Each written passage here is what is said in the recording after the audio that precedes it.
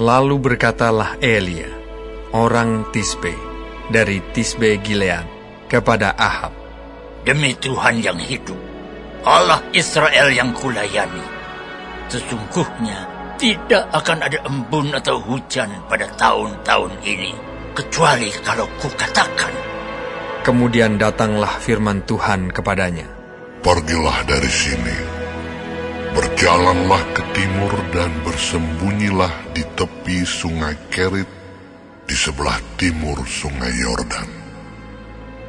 Engkau dapat minum dari sungai itu, dan burung-burung gagak telah kuperintahkan untuk memberi makan engkau di sana."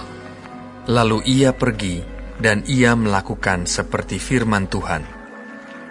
Ia pergi dan diam di tepi sungai Kerit, di sebelah timur sungai Yordan.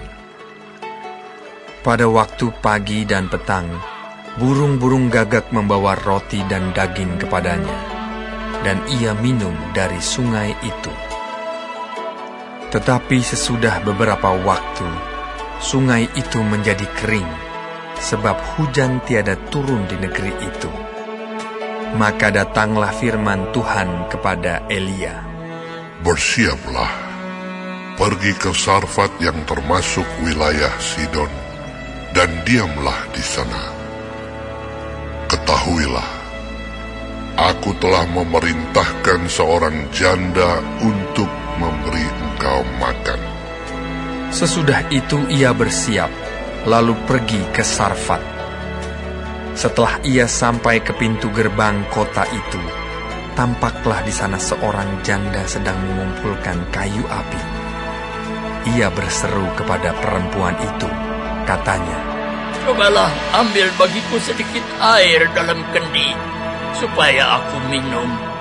Ketika perempuan itu pergi mengambilnya, ia berseru lagi, "Cobalah ambil juga bagiku sepotong roti."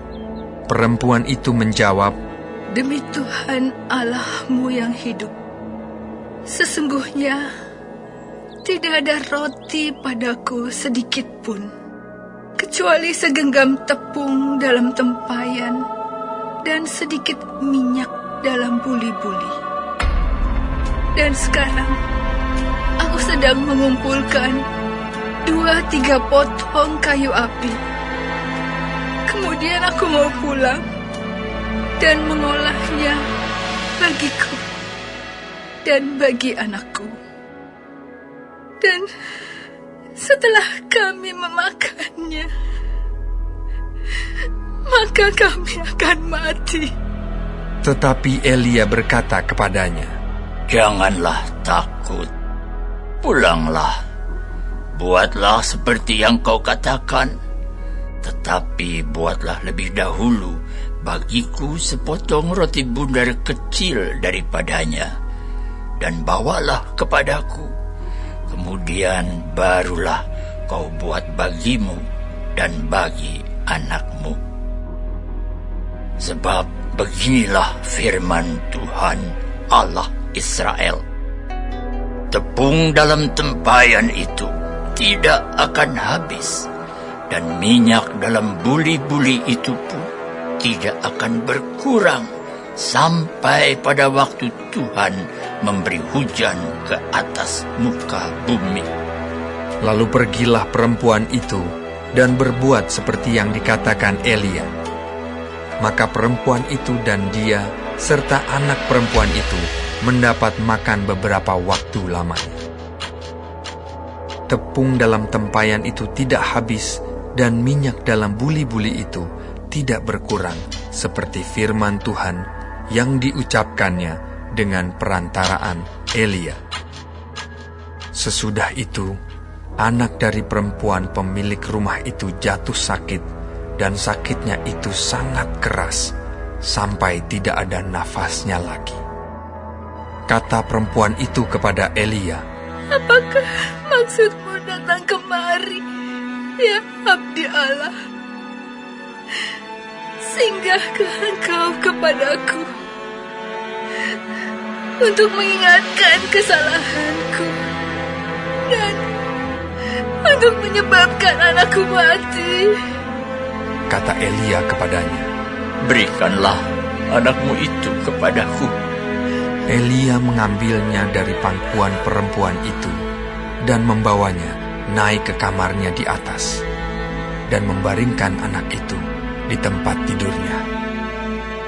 Sesudah itu ia berseru kepada Tuhan, katanya, "Ya Tuhan Allahku, apakah Engkau menimpakan kemalangan ini atas janda ini juga, yang menerima aku sebagai penumpang dengan membunuh anaknya?" Lalu ia mengunjurkan badannya di atas anak itu 3 kali dan berseru kepada Tuhan, katanya, "Ya Tuhan Allahku, pulangkanlah kiranya nyawa anak ini ke dalam tubuhnya." Tuhan mendengarkan permintaan Elia itu, dan nyawa anak itu pulang ke dalam tubuhnya, sehingga ia hidup kembali. Elia mengambil anak itu, ia membawanya turun dari kamar atas ke dalam rumah dan memberikannya kepada ibunya. Kata Elia, "Ini anakmu, ia sudah hidup." Kemudian kata perempuan itu kepada Elia, "Sekarang aku tahu bahwa Engkau abdi Allah, dan firman Tuhan yang Kau ucapkan itu adalah benar."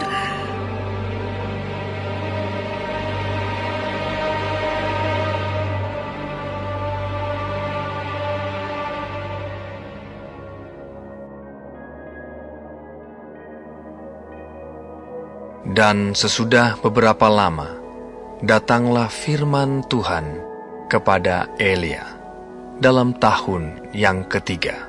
Pergilah, perlihatkanlah dirimu kepada Ahab, sebab aku hendak memberi hujan ke atas muka bumi. Lalu pergilah Elia memperlihatkan diri kepada Ahab. Adapun kelaparan itu berat di Samaria.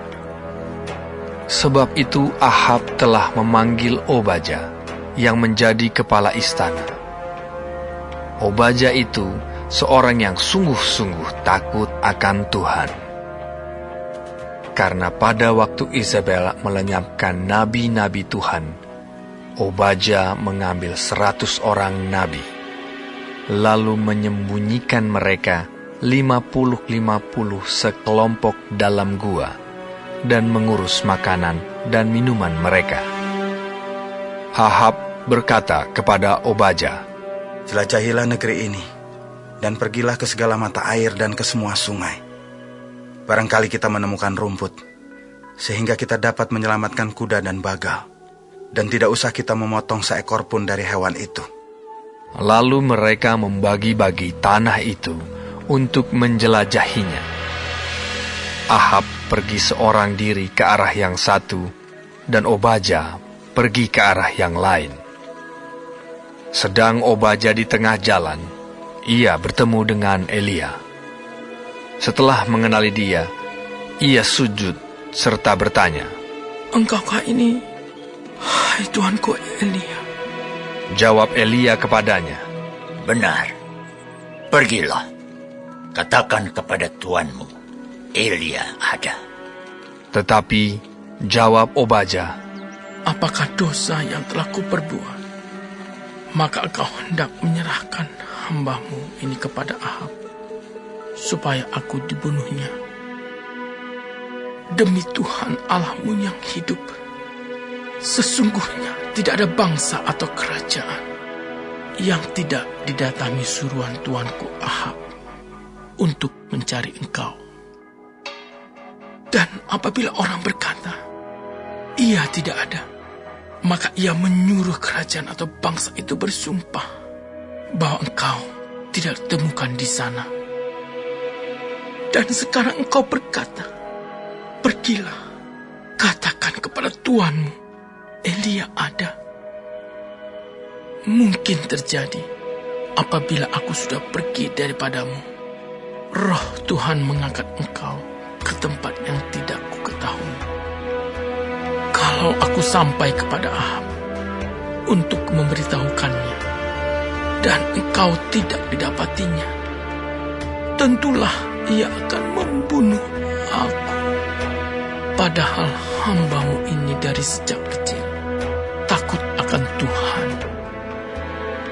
Tidakkah diberitahukan kepada Tuanku apa yang telah kulakukan pada waktu Isabel membunuh nabi-nabi Tuhan?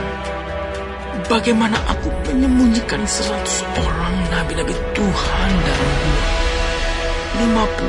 50 sekelompok, dan mengurus makanan dan minuman mereka. Dan sekarang, mengapa engkau ini berkata, pergilah, katakan kepada Tuanmu, Elia ada. Ia pasti akan membunuh aku. Jawab Elia, Demi Tuhan semesta alam yang hidup, yang kulayani, sesungguhnya hari ini juga aku akan memperlihatkan diri kepadanya. Lalu pergilah Obaja menemui Ahab dan memberitahukan hal itu kepadanya.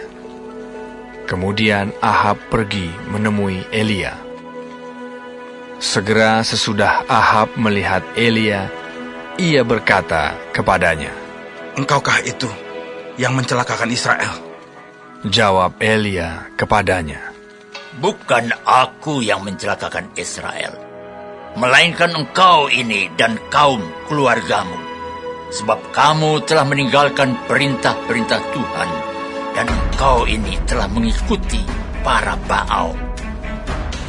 Sebab itu, suruhlah mengumpulkan seluruh Israel ke Gunung Karmel, juga nabi-nabi Baal yang 450 orang itu, dan nabi-nabi Asyera yang 400 itu, yang mendapat makan dari meja istana Isabel.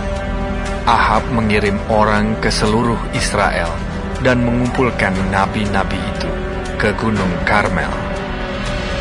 Lalu Elia mendekati seluruh rakyat itu dan berkata, Berapa lama lagi kamu berlaku timpang dan bercabang hati? Kalau Tuhan itu Allah, ikutilah dia. Dan kalau Baal, ikutilah dia. Tetapi rakyat itu tidak menjawabnya sepatah kata pun. Lalu Elia berkata kepada rakyat itu, Hanya aku seorang diri yang tinggal sebagai nabi Tuhan.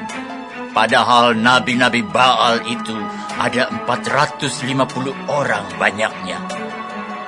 Namun, baiklah diberikan kepada kami 2 ekor lembu jantan. Biarlah mereka memilih seekor lembu, memotong-motongnya, menaruhnya ke atas kayu api. Tetapi mereka tidak boleh menaruh api. Aku pun akan mengolah lembu yang seekor lagi, meletakkannya ke atas kayu api, dan juga tidak akan menaruh api. Kemudian, biarlah kamu memanggil nama Allahmu, dan aku pun akan memanggil nama Tuhan.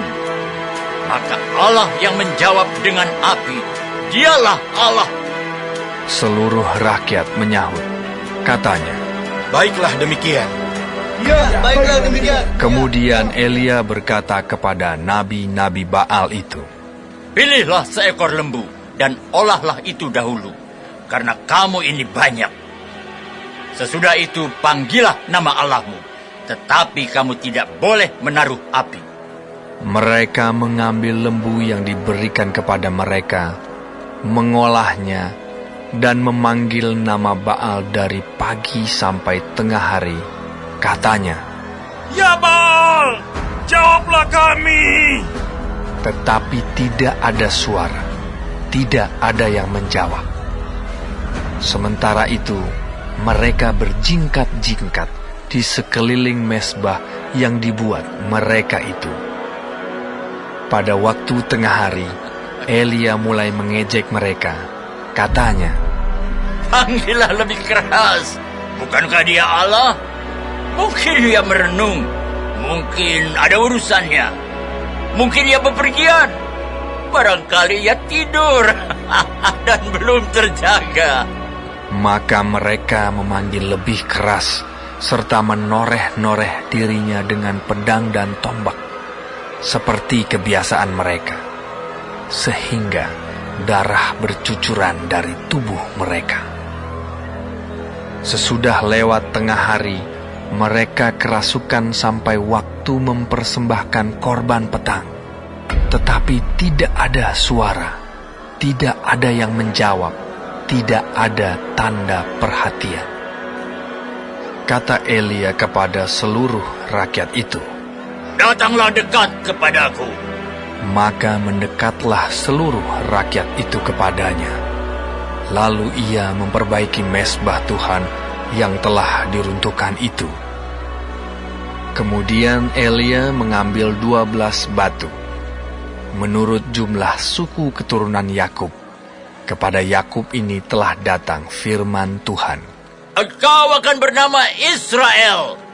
Ia mendirikan batu-batu itu menjadi mezbah demi nama Tuhan, dan membuat suatu parit sekeliling mezbah itu yang dapat memuat 2 sukat benih. Ia menyusun kayu api, memotong lembu itu, dan menaruh potongan-potongannya di atas kayu api itu. Sesudah itu, ia berkata, "Penuhilah 4 buyung dengan air, dan tuangkan ke atas korban bakaran dan ke atas kayu api itu." Kemudian katanya, "Buatlah begitu untuk kedua kalinya." Dan mereka berbuat begitu untuk kedua kalinya.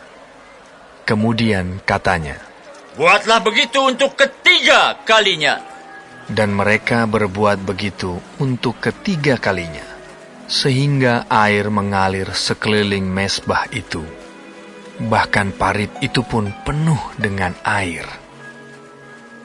Kemudian pada waktu mempersembahkan korban petang, tampillah Nabi Elia dan berkata, "Ya Tuhan Allah Abraham, Ishak dan Israel, pada hari ini biarlah diketahui orang bahwa Engkaulah Allah di tengah-tengah Israel, dan bahwa aku ini hamba-Mu, dan bahwa atas firman-Mu lah aku melakukan segala perkara ini. Jawablah aku, ya Tuhan, jawablah aku, supaya bangsa ini mengetahui bahwa Engkaulah Allah, ya Tuhan, dan Engkaulah yang membuat hati mereka tobat kembali." Lalu turunlah api Tuhan menyambar habis korban bakaran, kayu api, batu, dan tanah itu. Bahkan air yang dalam parit itu habis dijilatnya. Ketika seluruh rakyat melihat kejadian itu, sujudlah mereka serta berkata, Tuhan, Dialah Allah. Tuhan, Dialah Allah. Kata Elia kepada mereka, "Tangkaplah nabi-nabi Baal itu. Seorang pun dari mereka tidak boleh luput." Setelah ditangkap, Elia membawa mereka ke sungai Kison dan menyembelih mereka di sana. Kemudian berkatalah Elia kepada Ahab, "Pergilah, makanlah dan minumlah, sebab bunyi derau hujan sudah kedengaran." Lalu Ahab pergi untuk makan dan minum. Tetapi Elia naik ke puncak gunung Karmel. Lalu ia membungkuk ke tanah dengan mukanya di antara kedua lututnya. Setelah itu, ia berkata kepada bujangnya, "Naiklah ke atas, lihatlah ke arah laut." Bujang itu naik ke atas. Ia melihat dan berkata, "Tidak ada apa-apa." Kata Elia, "Pergilah sekali lagi." Demikianlah sampai 7 kali. Pada ke-7 kalinya, berkatalah bujang itu, "Wah, awan kecil sebesar telapak tangan timbul dari laut." Lalu kata Elia, "Pergilah, katakan kepada Ahab, pasang keretamu dan turunlah. Jangan sampai engkau terhalang oleh hujan." Maka dalam sekejap mata, langit menjadi kelam oleh awan badai. Lalu turunlah hujan yang lebat. Ahab naik kereta, lalu pergi ke Yisrael. Tetapi kuasa Tuhan berlaku atas Elia. Ia mengikat pinggangnya dan berlari mendahului Ahab sampai ke jalan yang menuju Yisreel.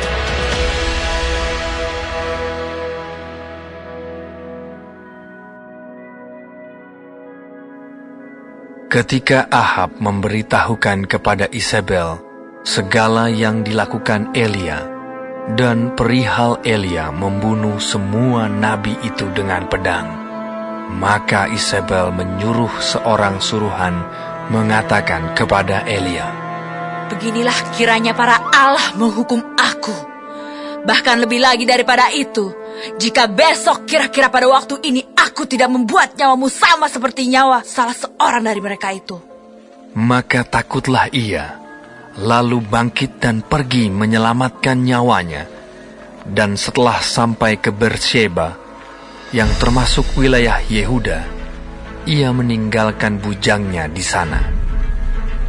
Tetapi ia sendiri masuk ke padang gurun sehari perjalanan jauhnya, lalu duduk di bawah sebuah pohon arar. Kemudian ia ingin mati, katanya, "Sekarang, ya Tuhan, ambillah nyawaku, sebab aku ini tidak lebih baik daripada nenek moyangku."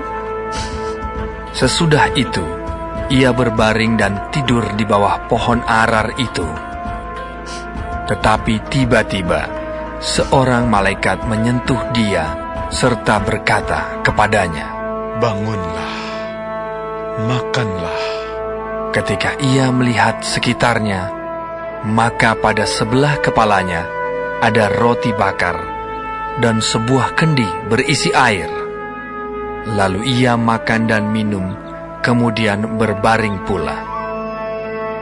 Tetapi malaikat Tuhan datang untuk kedua kalinya dan menyentuh dia serta berkata, "Bangunlah, makanlah, sebab kalau tidak, perjalananmu nanti terlalu jauh bagimu." Maka bangunlah ia, lalu makan dan minum. Dan oleh kekuatan makanan itu, ia berjalan 40 hari 40 malam lamanya sampai ke gunung Allah, yakni Gunung Horeb. Di sana masuklah ia ke dalam sebuah gua dan bermalam di situ. Maka firman Tuhan datang kepadanya, demikian, "Apakah kerjamu di sini, hai Elia?" Jawabnya, "Aku bekerja segiat-giatnya bagi Tuhan, Allah semesta alam. Karena orang Israel meninggalkan perjanjian-Mu, meruntuhkan mezbah-mezbah-Mu, dan membunuh nabi-nabi-Mu dengan pedang. Hanya aku seorang dirilah yang masih hidup, dan mereka ingin mencabut nyawaku." Lalu firman-Nya, "Keluarlah dan berdiri di atas gunung itu di hadapan Tuhan." Maka Tuhan lalu, angin besar dan kuat yang membelah gunung-gunung dan memecahkan bukit-bukit batu, mendahului Tuhan. Tetapi tidak ada Tuhan dalam angin itu. Dan sesudah angin itu, datanglah gempa. Tetapi tidak ada Tuhan dalam gempa itu. Dan sesudah gempa itu, datanglah api. Tetapi tidak ada Tuhan dalam api itu. Dan sesudah api itu, datanglah bunyi angin sepoi-sepoi basah. Segera sesudah Elia mendengarnya, ia menyelubungi mukanya dengan jubahnya, lalu pergi keluar dan berdiri di pintu gua itu. Maka datanglah suara kepadanya yang berbunyi, "Apakah kerjamu di sini, hai Elia?" Jawabnya, "Aku bekerja segiat-giatnya bagi Tuhan, Allah semesta alam. Karena orang Israel meninggalkan perjanjian-Mu, meruntuhkan mezbah-mezbahmu dan membunuh nabi-nabimu dengan pedang. Hanya aku seorang dirilah yang masih hidup, dan mereka ingin mencabut nyawaku. Firman Tuhan kepadanya, Pergilah, kembalilah ke jalanmu, melalui padang gurun ke Damsyik. Dan setelah engkau sampai, engkau harus mengurapi Hazael menjadi raja atas Aram. Juga Yehu, cucu Nimsi, haruslah kau urapi menjadi raja atas Israel. Dan Elisa bin Safat dari Abel Mehola harus kau urapi menjadi nabi menggantikan engkau. Maka siapa yang terluput dari pedang Hazael akan dibunuh oleh Yehu, dan siapa yang terluput dari pedang Yehu akan dibunuh oleh Elisa. Tetapi aku akan meninggalkan 7.000 orang di Israel, yakni semua orang yang tidak sujud menyembah Baal, dan yang mulutnya tidak mencium dia. Setelah Elia pergi dari sana, ia bertemu dengan Elisa bin Safat yang sedang membajak dengan 12 pasang lembu, sedang ia sendiri mengemudikan yang ke-12. Ketika Elia lalu dari dekatnya, ia melemparkan jubahnya kepadanya. Lalu Elisa meninggalkan lembu itu dan berlari mengikuti Elia.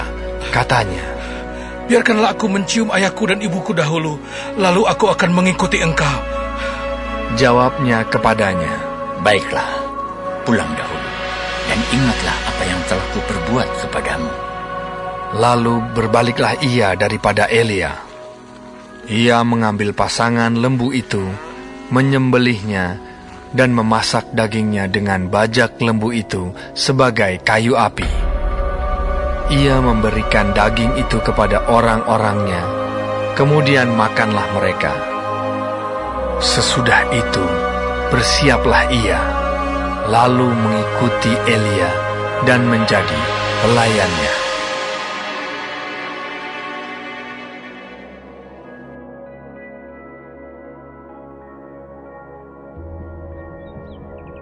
Karena aku mau, supaya kamu tahu betapa beratnya perjuangan yang kulakukan untuk kamu, dan untuk mereka yang di Laodikia, dan untuk semuanya yang belum mengenal aku pribadi, supaya hati mereka terhibur, dan mereka bersatu dalam kasih, sehingga mereka memperoleh segala kekayaan, dan keyakinan pengertian, dan mengenal rahasia Allah, yaitu Kristus.